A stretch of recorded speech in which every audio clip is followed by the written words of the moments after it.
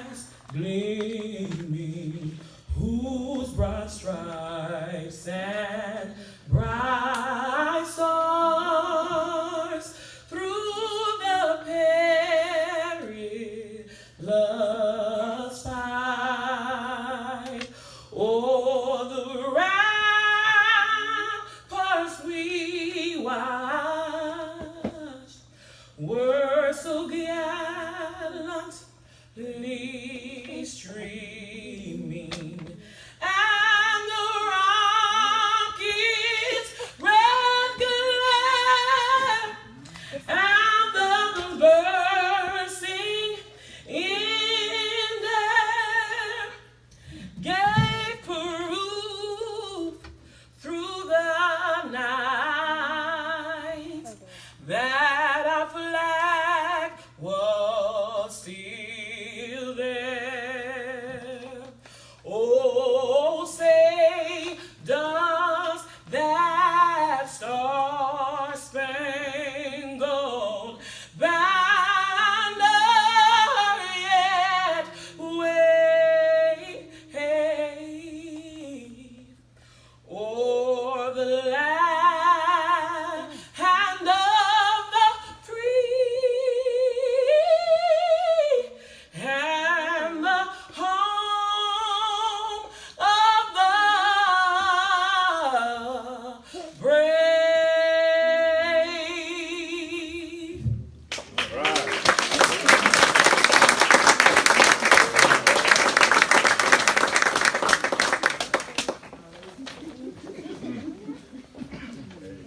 Let's bow our heads. Dear Heavenly Father, we take this moment to say thank you. We thank you, God, for all of the many people who came from the 4 different corners of the world to celebrate this promotion, to celebrate advancement, God, celebrate great leadership. So we take time to say thank you for everything that you've done for Lieutenant Colonel Col Roux, for the examples that he set for our community and the examples that he set for all young men and young women that he's had the chance to have impact on in his career. We thank you for this moment in time, God. We bless your name for this promotion. And we ask that as you promote him, God, that you continue to keep your hands on him. But more importantly, God, guide his steps. So this won't be the last time that we promote, God. I will believe in you for the next advancement, God. In your name we do pray and ask these things. Amen.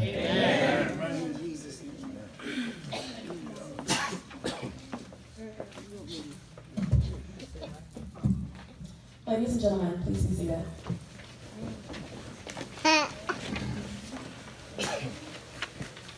At this time, it is my pleasure to introduce Lieutenant General Clark. All right, thank you. Kenya, that was amazing. Right? After that, and then the prayer from Jarrell, we could go home. We could, I mean, they said it all, but I came too far for that. So I gotta talk, right? I gotta talk about this man right here. And first, I want to thank all of you for being here. I especially want to thank you, Yaron. I call him J. Roux. Can I call him J. Roux? Yeah. All right, good. Someone told me what Yaron means. Someone said it means big mouth in Hebrew. Is that true? Yes, sir. So, but we call him J. Roux because he's our brother, and that's what we do, right? Yeah. But for you and Stephanie, I want to thank both of you guys for letting me be a part of this today because it is an honor. So, thank you so much for that. Also, to all the family that was able to get out here, I think Aunt Sandra. Sharon? Oh, I'm sorry. I think I met Aunt Sandra somewhere today. Oh, yes, I did. I'm sorry. Miss Sharon. Yes, Miss Sharon Carter from California, LA area. So glad that you were able to make it out here. It says a lot. It says a lot. And then Karan, Sister Karan from San Jose. Fantastic. That's my neck of the woods. I'm from Oakland, Bay Area. Yeah, so, yes. So, but we are so happy that you guys were able to make it out today and be a part of this bigger family, this extended family that we have. And then Reverend Dr. Lomax, sir, and First Lady, Ms. Francis, thank you guys for first letting us be here, but more importantly for Stephanie. You know, great lady. And if it weren't for her, he's not sitting here right now. There's no question on that. So, but thank you guys. And then we've already heard from Kenya. Thank you, and husband Greg, for you guys being here. And Africa, we didn't get to meet formally, but you and Todd and Francis, thank you guys for coming out and being here and supporting these two. And everything that they do, but your presence here is huge support. And then Jarrell and Tia, you said it all right here. Perfect prayer. So I'll just expound on what you already said. Is what I'm going to do right now. But you said it to the right person, right? So thank you for that. And then I want to recognize before I get moving, old friends. But I will tell you. Sam Cox and Tammy, mentors, not just to J. Roux, but to all of us. I think probably a few of us in this room would say that he has impacted us and hundreds of thousands of others in our Air Force. And it is an honor to have you here. And I'll talk a little bit more about Sam later and what he's done for J. Roux in his career, because he had a significant impact and changed his trajectory that was already going like this to make it go like this. And that's a testament to you, sir. So let's talk though a little bit about the family. And I think, let's see, this is Zuri here, and we got Zane and Zion. Yeah. So we got to finish quick, because you want to go see Captain Marvel tonight, right? Yes. That's what I heard. So I got to talk fast and make sure that we don't miss that. That's gonna happen. So, and then Zion, you like wolves? They're awesome. Are they really? Don't get us started. That scares me a little bit. But that's good. You gotta love something, right? Yeah, they're So, like bees. If you don't mess with them, they won't mess with you, but that's sometimes. look at that. We all learned something right now. Wolves are like bees. Don't swat away and they won't eat you. Okay, that's good. That's good. And then Zuri, the miracle baby. Yes. It couldn't be more beautiful. Couldn't be more beautiful. That is awesome. So we got the whole family here, and it is a family effort. It takes a village, right, for all of us, and this village is largely represented in this room. And J. Roux, it's kind of funny when he talks about Stephanie and how they met. It's kind of a funny story to me, because he was, in J. Roux fashion, he's a mentor and always mentoring, and he was in Charleston mentoring at Stephanie's school. But before he got there, one of his friends told J. Roux, he said, "Hey, there's this teacher over there that you need to see. She is beautiful." And he was like, and being J. Roux, he's a smart man, he said, "So if she's so beautiful, why didn't you ask her out?" And he said, "Well, because she's about this tall." The guy was only about 5'5". Stephanie's about 5'9", so he was like, I better try to see if I could link her up with someone maybe a little more compatible. And so J. Roux got there, and he said, so I got one look at her, and I asked the principal, I said, "Hey, can you put me in her class?" And he stayed in her class all day. I was like, "What were you there for, to mentor or what?" I think his purpose changed a little bit after he got there. He said he stayed in her class all day while she was teaching. Then he stayed there after school while they were tutoring. Then he asked her out to dinner after that. So he spent like 18 hours with her. I was like, wow. You don't fool around. And then, but then he said after dinner that night, he asked her out the next night, and the next night, and the next night for 17 nights straight, asked her out to dinner. And she said, yeah. I guess, hey, it was meant to be, right? So we didn't know. Yeah, so and then it all started. And that's where this whole team and this family really started to move forward. So, but it's been a good thing. And the fact that we're standing here once again, I will say, is awesome. But when we really want to get to where it all started, we have to talk about Miss Dorothy. And the fact that she, what she did for J. Roux, her and her husband Everett, Mr. Burton, who couldn't be here with us today, but they are the ones that really launched J. Roux from that young age when he was just a little kid. They took him in Inglewood and raised him. But here's what gets me. When J. Roux talks about Miss Dorothy, he said she is the best leader I've ever known. Those are his words. The best leader I've ever known. I said, well, first, she's the oldest of 17. Oldest of 17 children. That is crazy to me. You gotta be a good leader. I had two, I'm the oldest of 3, and it was a nightmare for me. I cannot imagine what kind of responsibility be the oldest of 17. But he says that she's the one that taught him the values that he has. The one that taught him what it is to really be a leader. And her husband, Mr. Everett, a World War II vet, Purple Heart recipient. Also, when he came out, he was at McDonnell Douglas and Boeing as a machinist, built the C-17. Had a hand in it, literally, a hand in building the C-17, which J. Roux flew for most of his career. And the KC-10, which he will fly, continuing in his career. But here's the thing that got me, though. So, when J. Roux was living with them, they were living in Inglewood. And it was getting a little rough there in the neighborhood. The schools weren't that good. There was some violence and things happening in the neighborhood.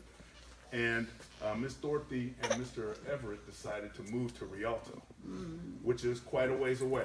It's a little ways away, but to get him in a better school, a better situation. But this is the part. So Mr. Everett, he had a 15-minute commute to work when he lived in Inglewood.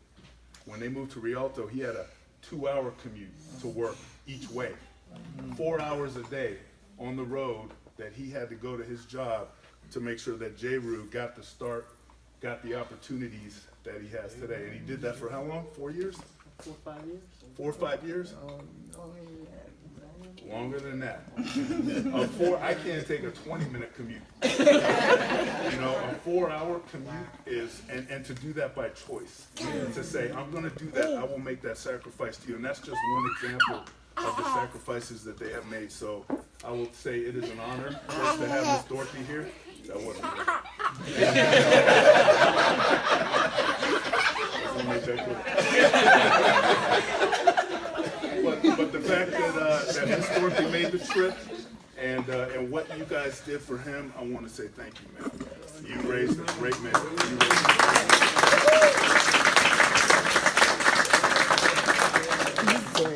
And when I think about the character that they instilled in J. Roux, so I was looking through all of his records and looking at everything that he's done, and the way I see it, there's 4 things that have propelled him to where he is right now, to becoming a colonel in the United States Air Force. And I agree with you, Jarrell, it's not the last one.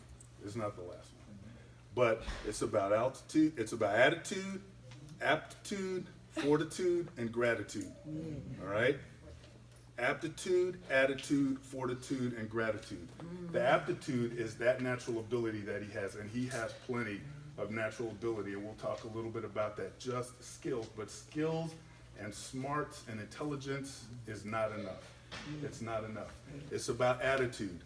And he said that you taught him to be positive, to treat people the right way at every step of the way, and to always look forward, right? That's an attitude that you have to take with you. But it's also about fortitude. When times get tough and you got to power through and you got to not quit and keep doing the things that your country, your family, your community require of you, it takes fortitude. It takes a strength of character. And he has that. And we'll talk about that also. And then it's about gratitude. It's about being grateful for what you've been given and to give back to others, to pull others with you and give to your country and your community and be thankful. And he has done that every step of the way. And there are people in here that have benefited from his mentorship. And you can't even imagine the hundreds and thousands of others who have benefited from it. So, attitude, aptitude, fortitude, and gratitude. And I want you to listen for those as we talk a little bit about his career, which started at the Air Force Academy.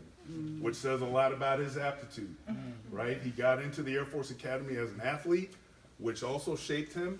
He did great things there. And I will say that I bet he would admit that his time as an athlete, as a basketball player at the Air Force Academy and throughout his life probably shaped his character as much as anything.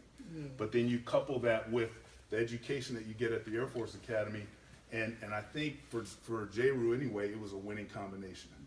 Because he came out of there not only ready to be a lieutenant and do great things, but the academy asked him to stay, actually, to be in the admissions office, which I know, having been the commandant, like General Cox, we only pick our best to stay and try to encourage others to come in. And that's what J. Roux was picked to do.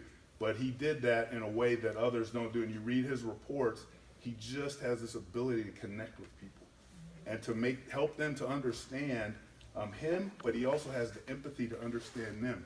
And that's what he did best while he was there in the admissions office. And he excelled there to help the academy, especially in a diversity and inclusion arena, to bring other people of color, other women into the academy to help us shape what our Air Force looks like. And he had a huge role in that. But then he left there and went to pilot training.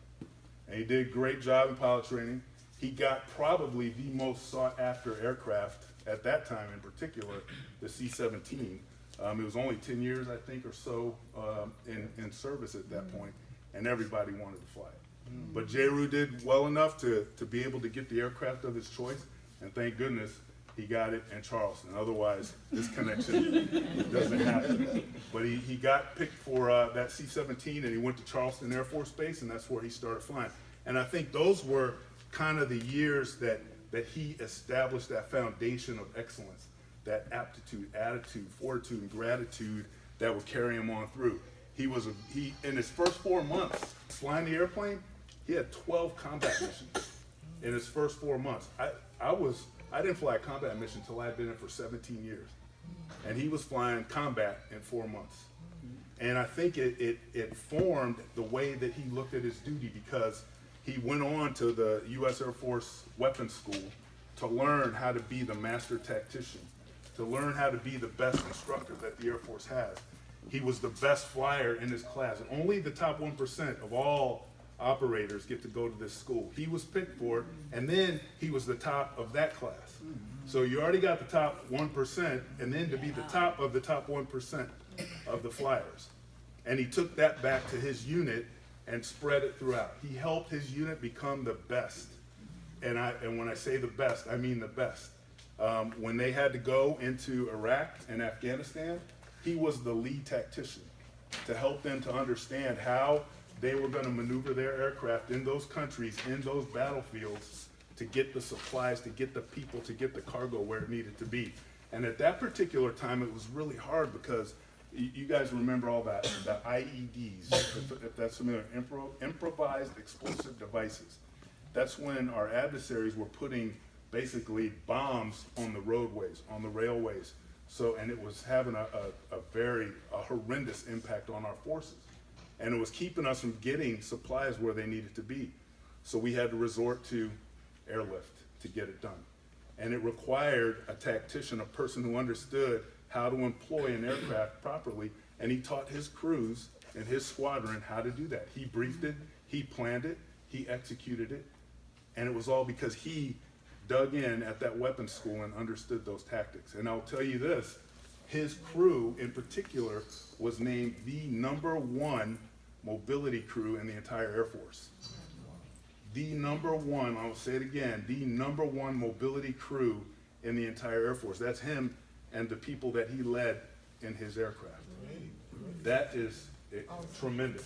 And the Doolittle Award, right, is what our Air Force presents every year to the #1 crew. It's pretty incredible. He was, in every school that he goes to, and you'll hear this as I'm talking to, he's always at the top. He went to squadron officer school, he was the top in that school. That's among his peers. How many people? 600 people in squadron officer school, and he was named as a distinguished graduate from that school. So it's just every step of the way, he's at the top.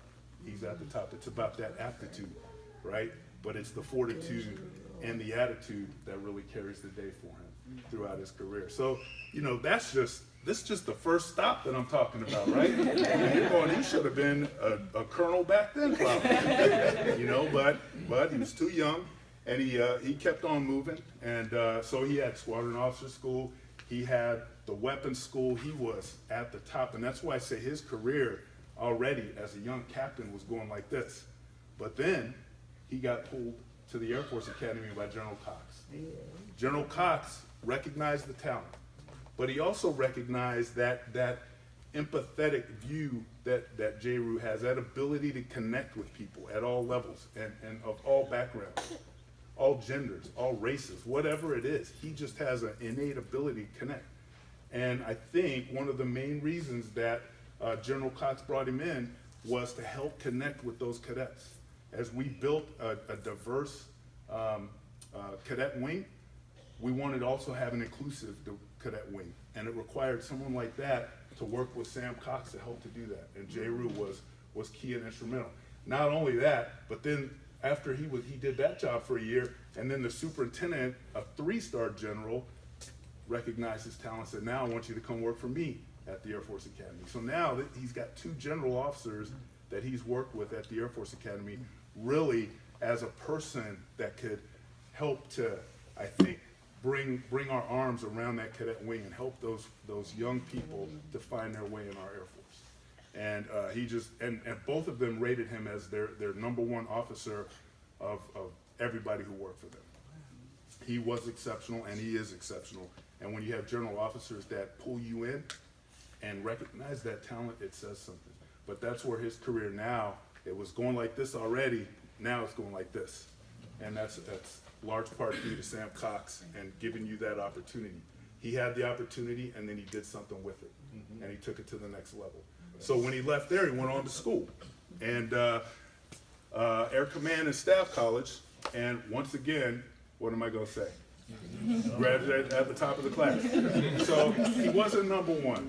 I got it. He wasn't #1. There was 513 people in the class. He was number 22.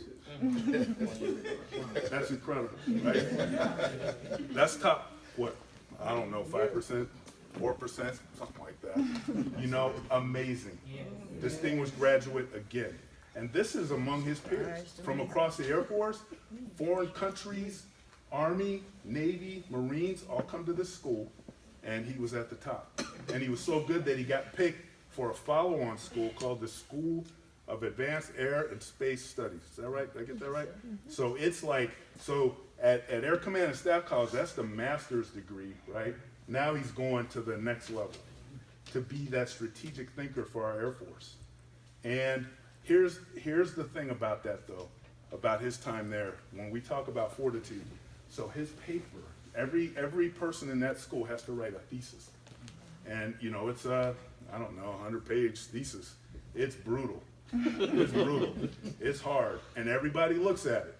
And everybody looks to see, what are you going to write about? Okay, here's the kind of man we're talking about. He wrote a paper called Black and Blue, explaining the lack of progression of black officers in the United States Air Force. All right?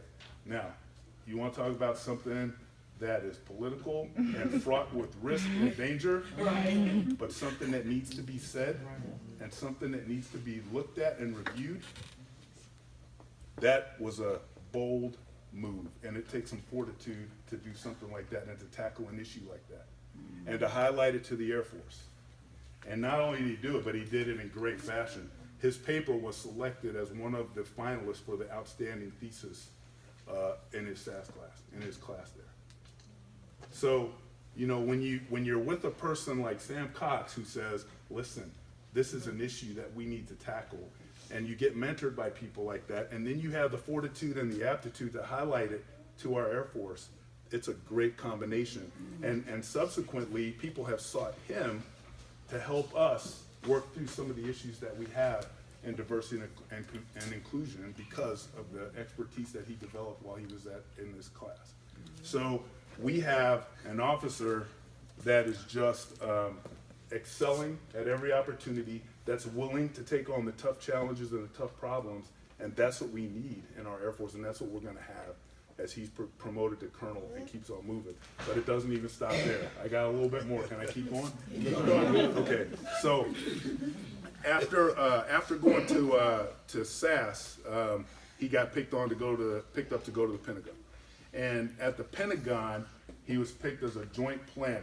Now you kind of go, well, but he sort of was focusing in these certain areas that are vital and critical to the Air Force. Well, now he's looking at areas that are vital and critical to the world. He's talking about planning how we, the Department of Defense in the United States, are going to deal with the Sochi Olympics, the Olympics that happened while he was there. You can't imagine the efforts that go into making that a secure, safe event for the hundreds of thousands of people that enjoy it. ISIS, the fight against ISIS. He was knee deep in that and helping to ensure that we had the right war plans to defeat that threat to our country. He was working the Ebola crisis. You guys remember that? When all that was going on? That was probably the hardest thing he had to do. He was like, what? Ebola? Well, he was one of the foremost experts on Ebola by the time it was done to help us to handle that issue.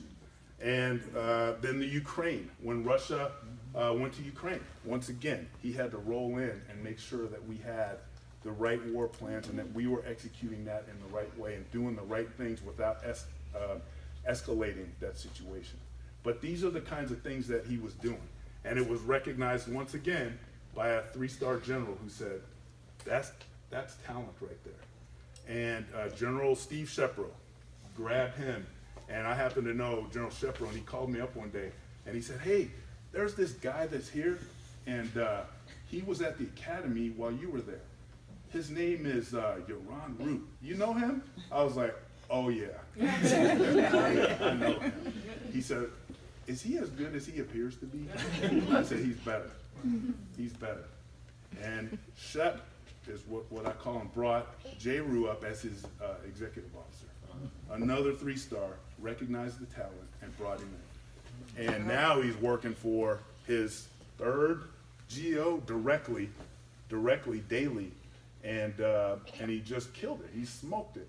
And this general rated him as his #1 of 102 officers. And here's what he said in the report. Top 1% of officers I've ever worked with. That's coming from a 3-star that is an impressive man in his own right. I know him. Sam knows him too. For him to say that says something. So he was amazing in the Pentagon. Then he went on to command. And this is where J. Roux, I think, he came into where he knows his element is, where he is going to thrive, is commanding a unit. He commanded the Operations Support Squadron, which it's kind of hard to explain, but they do everything that has to happen for airplanes to fly on a base. They handle the air traffic control. They handle all the records, the flight records of all the aircrew. They handle all of the planning that goes into allowing those aircraft to fly. It's all that, we call it the cats and dogs, but it's the most complex of all the squadrons in a flying organization. And J. Roux was the commander of that squadron. And he was rated, I'll say it one more time, #1 of 12 Operation Support Squadrons in all of Air Mobility Command. He was the #1 commander of all those squadrons. #1. And I'll just say this so I can stop. Saying #1. In his records, I was reading it, 29 times he was #1 of his peers in his records. He's only been in the Air Force how long now? It'll be 19 years. 19 years, but somehow you only get 1 report a year. But I was counting them. Some of them would say, he's the best officer, he's my #1 officer, he's my #1 commander, he's my #1 aviator. 29 times he was #1 among his peers. And about 14 times he was #2. And that was probably because somebody was someone's brother-in-law or something. But incredible. I mean, that, and having looked at many records throughout my career, that is amazing. 29 times among his peers. So he did an amazing job in command, and then it was off to, I think Air Mobility Command was next. General Everhart, a 4-star general, said, I need you to come work for me, and I need you in my force development shop. where he developed all of our commanders, our senior leaders. He was the personnelist, and he got some, General Cox was our top personnelist in the Air Force. So again, I think these guys were kindred spirits. But J. Roux did that for our senior leaders, generals, colonels, squadron commanders, but really that had an impact on the entire Air Mobility Command. We're talking tens of thousands of people that he was directly advising the 4-star on how to manage his force. And again, number one of all of my lieutenant colonels in Air Mobility Command, that's something like 600, one of 600. That's better than 1%, isn't it? I don't know, I was never good at math, but he's amazing. So after that, he got picked up for this fellowship now that he's in right now, the SecDef. It's the Secretary of Defense Fellowship. Now, every school that he's been in is competitively selected. People put different names in, but only a few are actually selected to go to these schools. J. Roux gets to the top every time. But in this particular school, you have to first be selected to even go to school. Then only, I don't know, how many were selected for SecDef? We have in the Air Force 6. And then 6 in the entire Air Force selected as a Secretary of Defense fellow. Probably about 20 in the entire Department of Defense. So we're talking a million people. I don't know how many. It's hundreds of thousands of people. And he's in the top 20 of that, right? And that's what he's doing now. So when you look at his career, and I know I'm going long, but I can talk about him forever. You look at his career, he has just smoked it. But the thing about it is he's done it with such grace and dignity and style that you just can't help but go, we have to do things to make sure that he can continue to contribute, that he stays in, that we put him in the right places so that he can make a difference for all of us. And I'm so proud of what he's done with his attitude, aptitude, fortitude, and that gratitude. And it's all circled with this humble spirit that you just can't help but love him. And I'll end it with this. So this is a story that I think encapsulates J. Roux and his family and the difference that they've made, not just for our Air Force, but for our world, for our country and our world. All right, and he's gonna make a difference. So there was this great horse trader, right, in the Middle East, and this was centuries ago. And he wanted to have the finest herd of horses that the world had ever seen. So he had 100 men, and he sent them out. He said, look, bring me the best horse that each of you can find. Bring them to me, and I will train them. So each of them went out, and they each brought a single horse. So he had 100 horses, and he trained them day in and day out until they could do everything that a great herd of horses should be able to do. Then he trained them to do one more thing. When he sounded his horn, when he played that horn, those horses were trained to turn and run to the sound of that horn no matter what they were doing, to answer the call. No matter what they were doing, whether they were sleeping, eating, training, they ran to the sound of that horn. Then, once they were trained to do that without fail, every time, he took all 100 of those horses and he put them in a big pen on top of the hill. And he didn't put any food or water in the pen, and they were locked in it. But at the bottom of the hill, they could see all the food and water they could ever want, but they couldn't get at it. And he left them there for days and days until they were on the brink of starvation and dehydration. And his men came up to him and said, listen, you got to let the horses out or they're going to die. He said, they're going to die? Well, leave them there 2 more days. And he left them 2 more days. They were crazed.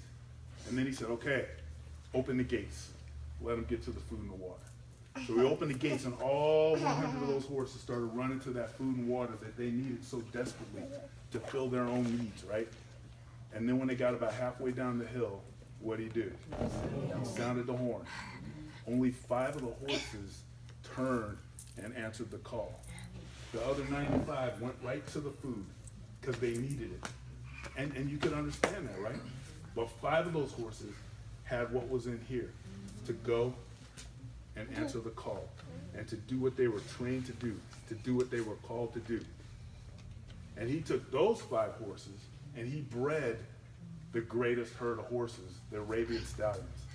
And the Arabian Stallions were sought after by people around the world after that because they were so strong and so fast, so good, but that's not why they wanted them. Why they wanted them was because of what was in here. Because they were willing to sacrifice. They were willing to turn away from their own needs to answer a call bigger than themselves, to do something that was greater and that would have a much bigger impact than themselves.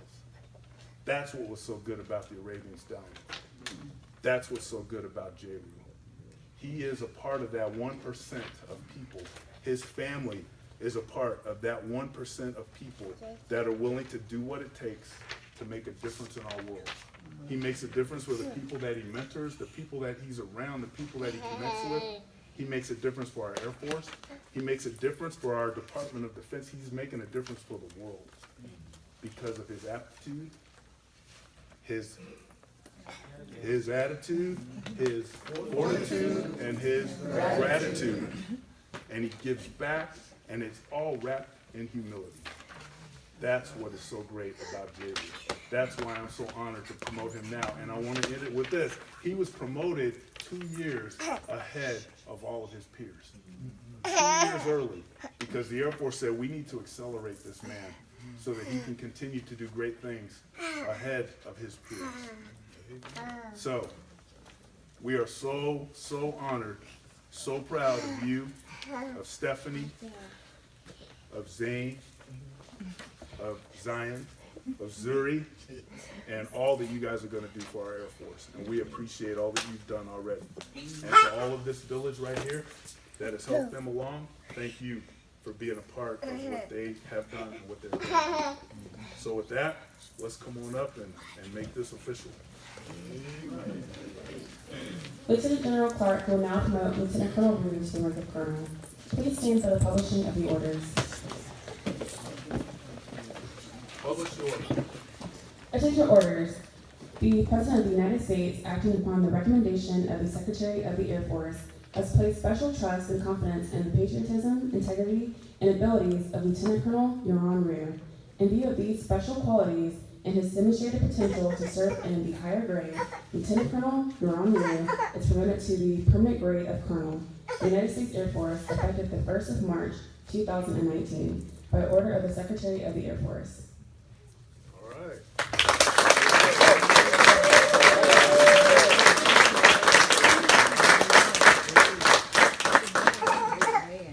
Ladies and gentlemen, you may be seated. Ms. Roux will now pin on her husband's new ring with assistance from their 3 daughters, Zane, Zion, and Zuri.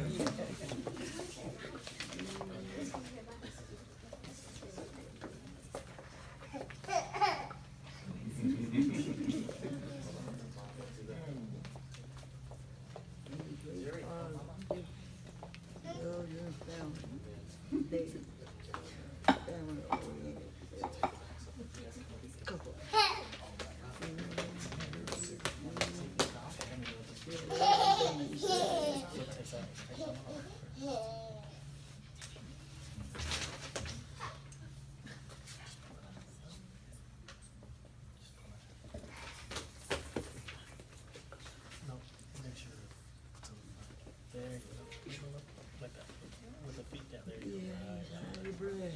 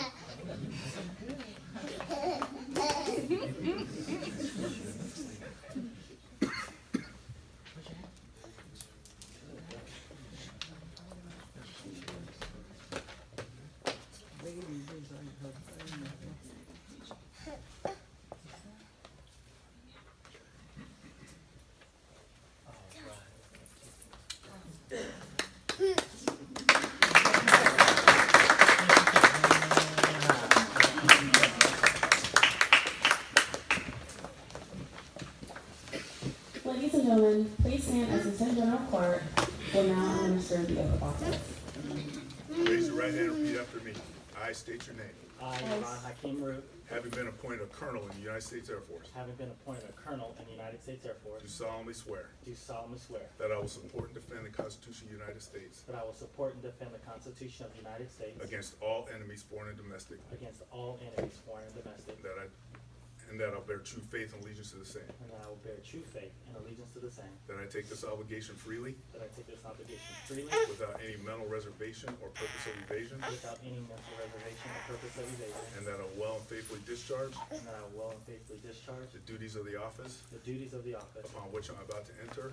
upon which I'm about to enter. So help me God. So help me God. All right.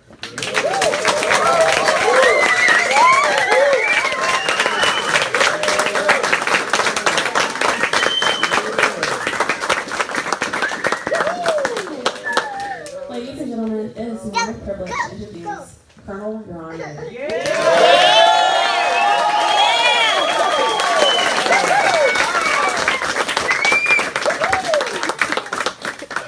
Please have a seat.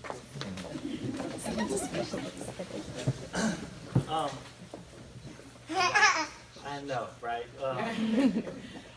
Before I even get started, let me just give out some things because I always mess this part up and I don't want to forget. And so, first, I'll just grab some flowers. Hand out.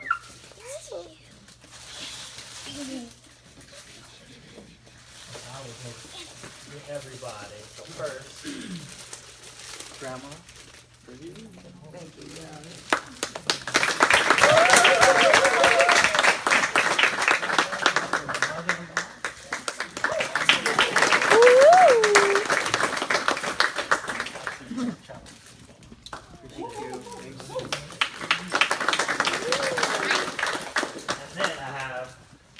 things to give out.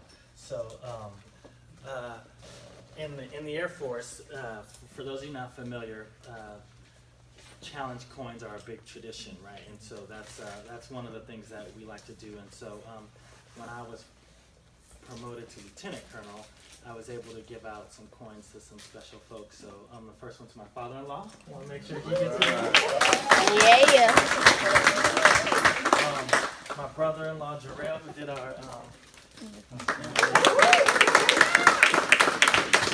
I give my sister-in-law, who did a fantastic job singing.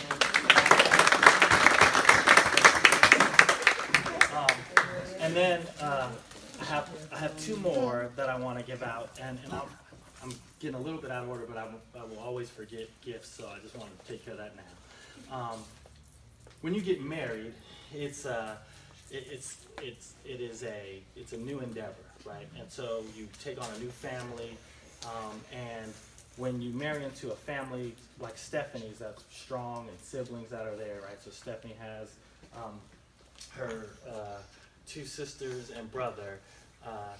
We were the first to get married, and then Africa and Todd came after, and then Kenya and Greg came, and then Tia and Jarrell. And so I didn't grow up with brothers, but Todd and Greg have become my brothers. And so, not the whole, Stephanie and I have been married 14 years now, but probably in the last couple, 2, 3, 4 years, we have really started to bond as brothers. And sometimes we need each other. But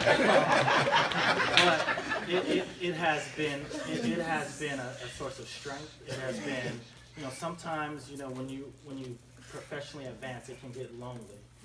But to be able to have somebody, two gentlemen that I can go to and confide in and talk to about, really personal matters has helped me become a better man. And so I just want to say thank you to those two.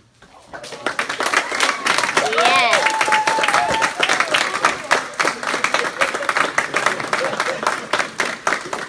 Okay. All right. Three last ones.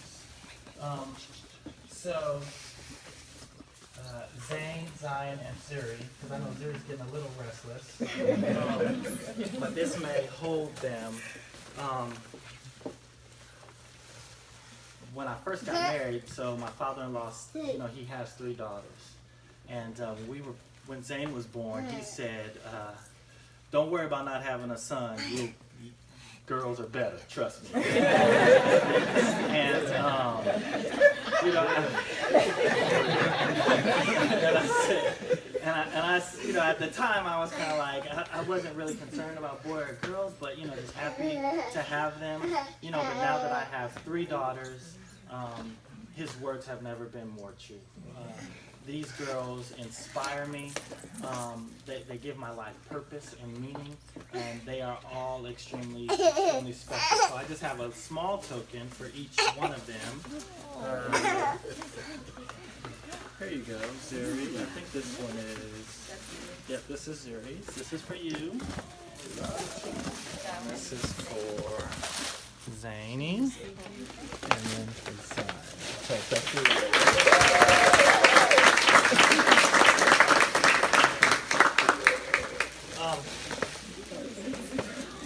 I also had I got some real good advice from a man one time. Joan Cox was like, when you're ever giving a speech, don't look at your wife because you'll start crying. And so, you know, and we're in the South, and so, you know, what I learned is, you know, real men don't cry, but sometimes our eyes sweat, and as you know,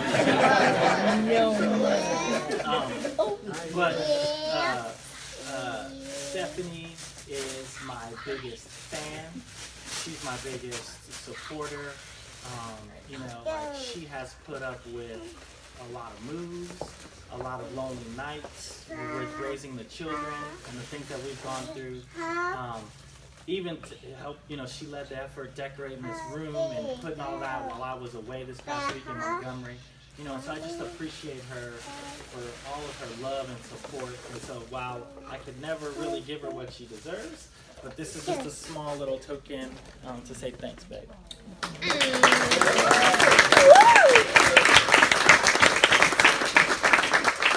I've given everything out. So first of all, I just want to start off by saying to everyone, thank you so much for taking the time to come out this morning. I really appreciate it. I have friends that have traveled from as far as Japan. So Colonel Tanner, sir, thank you for taking some time. He's like, I was here, and but I appreciate him. You know, so Joan Clark talked about that initial time when I was in Charleston learning how to fly and really get good in my job. Rich Tanner is a couple years ahead of me, but had been in Charleston. He was an instructor pilot, and on more than one occasion, he and I went out and we flew some local training missions together. Right, just him and I. We had a loadmaster in the back, and we're flying. And so that doesn't happen very often. But he took the time. He was one of the many who took the time to pour into me, to train me how to be a fantastic aviator and C-17 pilot. And he always did that with an air of humility, empathy, kindness, you know, and that's something that I always took away from him, and I really appreciate that. And so thank you so much for taking the time. And there's, you know, my last promotion, we had a whole big room full of folks, you know, and so I was so appreciative to that. But to do it here and to have a smaller crowd and everybody who took the time to come out, it just means so much more. Miss Eileen Rodriguez, the young lady sitting right there. So when I was a commander at McCord, she was my airfield manager, and she's still the airfield manager today. But she is a retired master sergeant in the United States Air Force. But bigger than that, she's a hero. She's defeated cancer. She is a fantastic mother. Her son Anthony is here as well. And, you know, to have a chance to work with her for 2 years at McCord, doing what we needed to do on the airfield to support that mission was just fantastic. And ER, we call her ER, anything I needed, she was always there for me. Great advice. And one huge project, I just saw on Facebook this past Monday that we started together and is now coming to fruition is like a multi-million-dollar runway construction project, right? And so people think like, oh, the government's got a lot of money, they just pay for something and it happens. No, like these things have to be planned out. And so she helped guide me through thinking long-term for what, you know, Joint Base Lewis McChord needed. to where we laid that groundwork in, and then now 4 years later, that's starting to come to fruition, and that's huge. And so, Eli, thank you so much for taking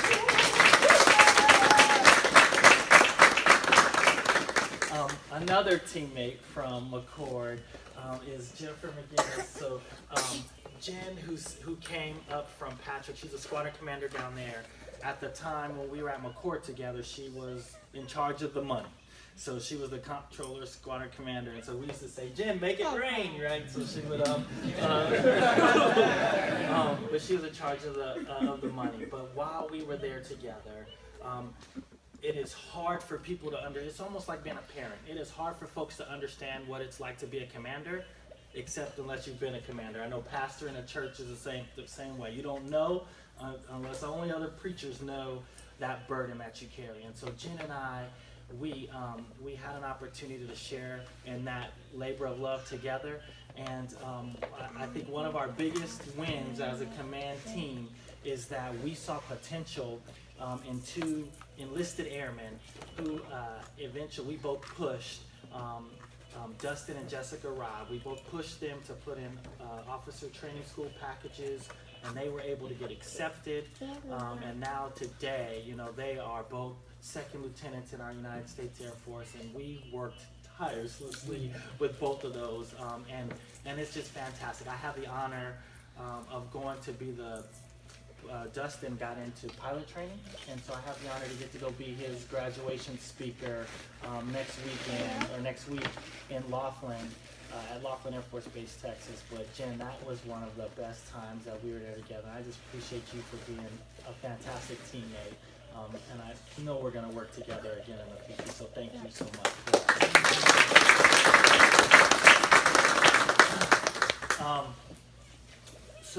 So many folks came. Abe came from, Abe Umana was my current ops chief at McCord. He's fantastic. As we finish up here, get a chance to talk to him. His family's from Nigeria. He was you talk about the Air Force Academy. He was a distinguished graduate in economics from the Air Force Academy. He was a finance officer at first, and then he went to pilot training, and he came, and he's just amazing, right? His story, what he does. One of the things we talk often and we share, you talk about African culture, but the Nigerian culture, in that he has made it, but he has a duty and a responsibility to still take care of his family that is back there. Most people don't really understand the power in truly staying tied to your family and what it means to have an obligation to take care of that. But this man embraces that. And so, he likes to say, "Oh, sir, I look up to you," but I actually look up to you and think that is a fantastic example of how to be responsible, how to hold to, the duties that you hold in your culture, and it's fantastic. And I know that Abe has a huge future, and I tell him this all the time. As long as I'm in the Air Force, you always have an ally in me that will always go to bat for you and help you out. But thank you so much for taking the time to come. Matt Huseman. So Matt Huseman is my classmate from the Air Force Academy. And so, there's something about when you go through your college years together and you graduate. We didn't know each other well at the academy, but we went on. Matt had a chance to work for General Cox first.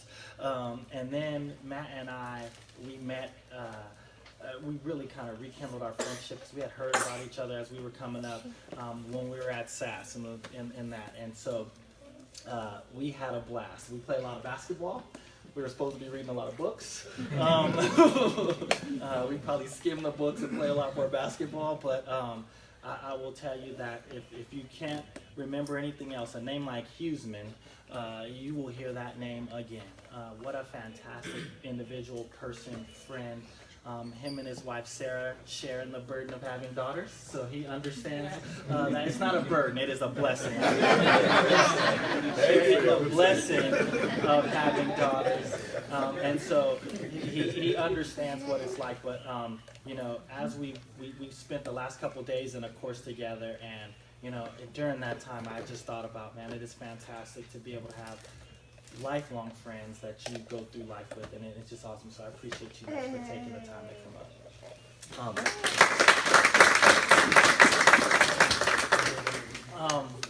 To the family, so Aunt San, Jenny, Kenya, everybody, my church, extended church family, for all of you to take the time to come out here. It's really something special. You probably, it's not lost on me what it means to take your time out of your day to come here. And I'm just ecstatic that you guys had a chance to see General Clark in the flesh. You know, one of the things that the pastor tries to do here in the church is give kids opportunities, right? That's the whole point behind this fellowship hall. That's the whole point behind reaching out to the community to show what's possible. And so being able to see someone like General Clark, General Cox, that to me speaks opportunities, right? So the fact that you guys had a chance to witness this, it means a lot to me, and I don't take that lightly. So thank you all for coming out. And then to Aunt San and Aunt Jenny, thank you guys for coming out. There's a lot of stuff going on in the family right now. We've got some baby reveals later this afternoon and some birthday parties, but they drove up from Columbia. And I just love you guys to death. And thank you guys for always supporting Stephanie and I. More so Stephanie, because I know it gets hard and she needs the aunts to lean on and talk to, and you guys are always there, always supportive. Every time we come together, it's nothing but warmth and love, and I just appreciate that from you guys. So thank you so much.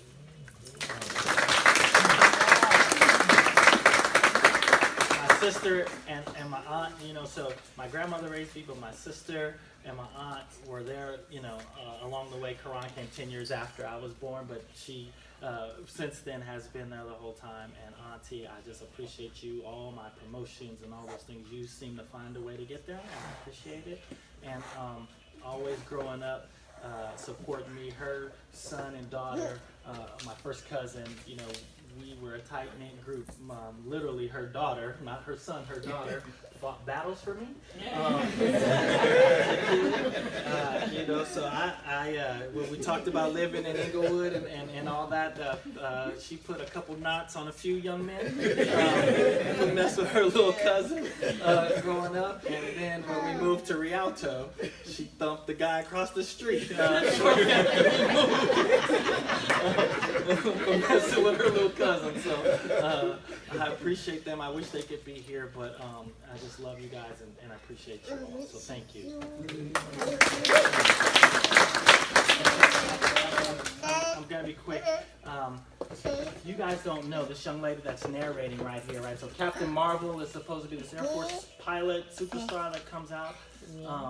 But this young lady is my personal Captain Marvel, right? So Ashley is a graduate of the Air Force Academy. She's a C-17 pilot at Charleston right down the road, right? And so for me, for my three daughters, it's important for them to be able to see, you know, Dad does it, it's kind of like, yeah, whatever, Dad, right? But someone that looks like them, that has achieved, is achieving, is able to go out and do things that not many people like her do.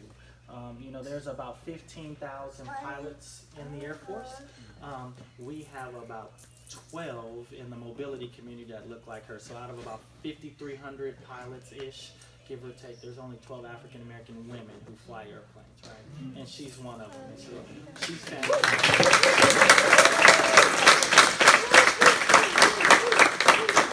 And so I appreciate her. And another young man who helped with this, Captain Stephen Azab.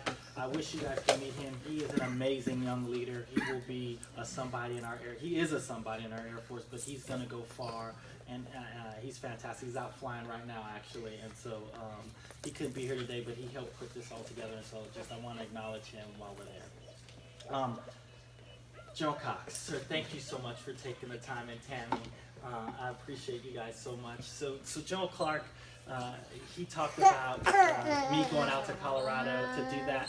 I remember how that all happened was really fast. We were supposed to get stationed one place, and then about 30 days out, we were re-vectored to go to Colorado Springs. And I know Miss Francis remembers this because Stephanie was like, no. And you guys have to understand, my wife is a woman of, she likes predictability and she needs time to process things. And so I had told her 2 years before we left, we were going to New Jersey. And she said, okay, I don't want to move, but I can get with this. So getting a job, finding a house, finding daycare for our baby, she did all that and was set, ready to go. And then here I come 30 days later to upset that. and she was not having it. And she went and talked to her mom, in fact, and so they had a good mother-daughter chat, and so she said, "Fine, I'll go."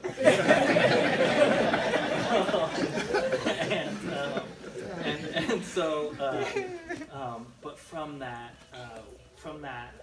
us going, I had a chance to meet Joan Cox and Tammy, and just wonderful people. Stephanie will tell you Tammy is her favorite Air Force spouse ever, and she always said, because just so down to earth, normal, right? So a 3-star general is a big deal in the Air Force, but you would never be able to know that, meeting them on the street or interacting with them, even when he was in uniform. And so that was a quality that I've always appreciated.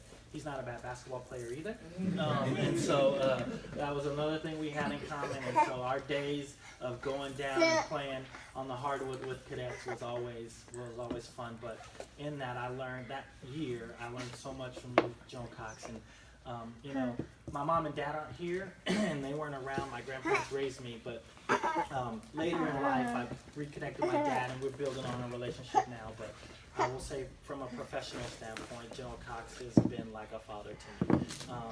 Not only spent time like mentoring me and teaching me and coaching me, but even today I can pick up the phone and text him any time of day, night. He will find the time, to talk to me, to hear my issue, to give me counsel.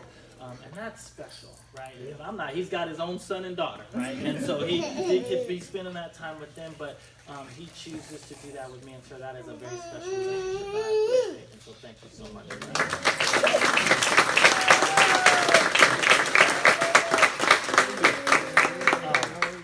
So Joe Clark,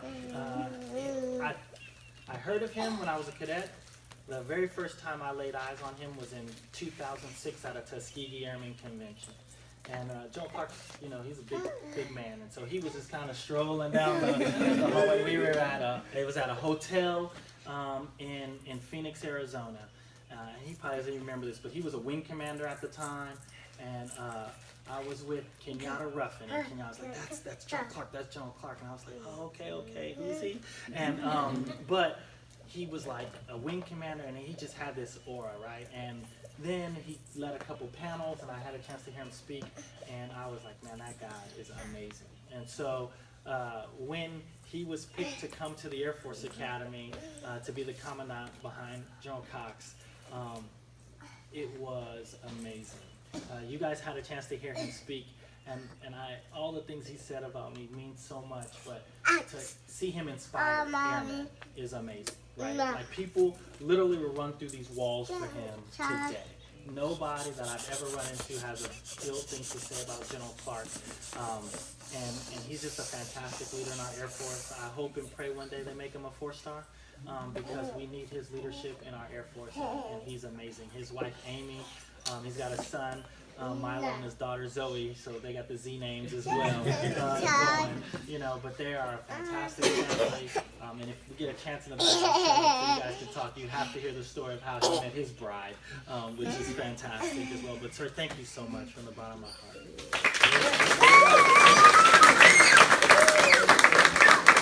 All right, last one, and then I'm gonna hush up. So I would be remiss if I didn't talk about, if I didn't close without talking about my grandmother.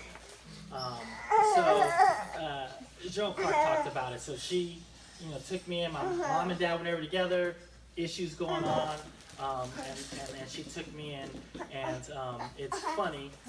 So for those of you that are of the Christian faith and believe in God, she will tell you she got saved, accepted Jesus Christ as her Lord and Savior about a year before I before I was born.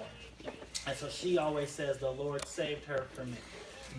And so at that time, she was a young, spry 50-year-old taking in a little baby and starting to raise. And so her and my grandfather did that, and they gave me a home. They gave me love. They gave me support.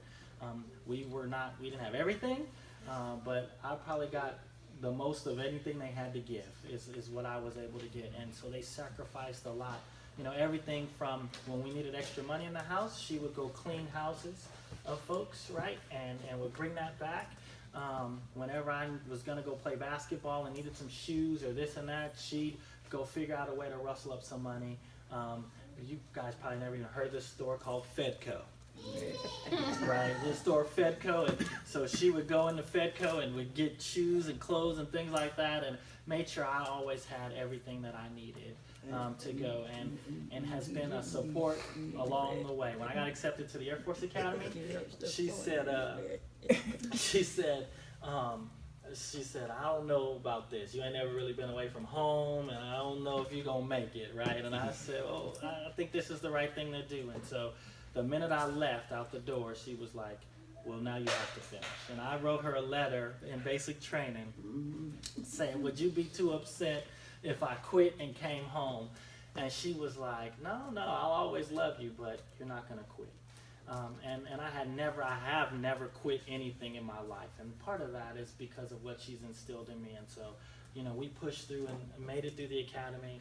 And, it is just amazing to me. I never knew about the Air Force growing up. I never thought about being a pilot. All the things that I've been able to achieve to this point in my life has just really been by God's grace, and really by the love and support that my grandmother's given me along the way. 91 years old, right? And so one of the things that I always said was, or she always used to say to me growing up is, I want you to be a person that has a good name. Be a man of character, And so she really instilled that into me. And so one of the things that drives me is I don't really care about rank. I don't really care about position. I do want to have a good name. I want to be a person of character that helps others. And I hope this day we've made you proud, Grandma. Yes, So yes.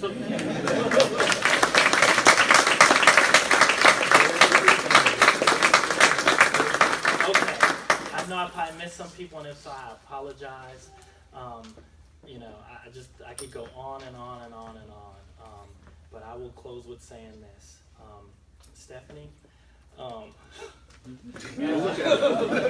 know.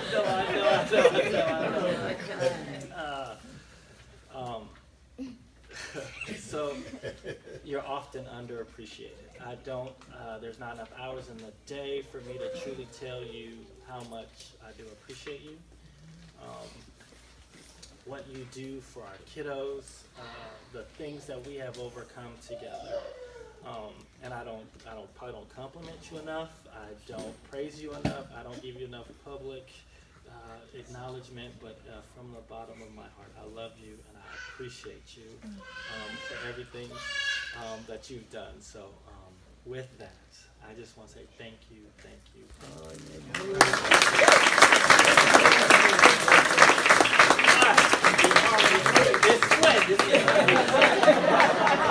With that, I just want to say thank you all for coming out, and over to you.